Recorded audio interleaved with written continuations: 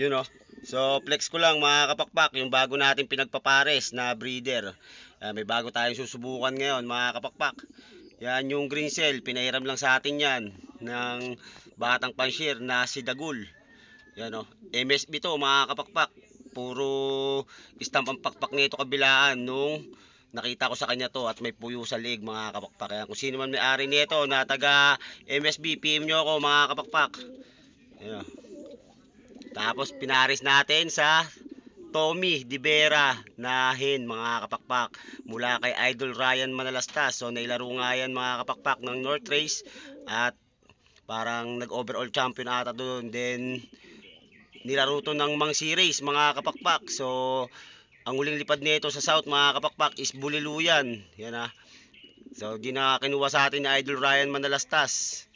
Yan, bali pinagpapares natin sila nung green cell na yan, mga kapakpak. So sana magpares na sila nang masubukan natin yung lahin nila sa norte mga kapakpak. So okay na mga kapakpak ah.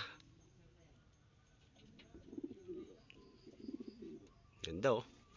Itsura nung green cell oh.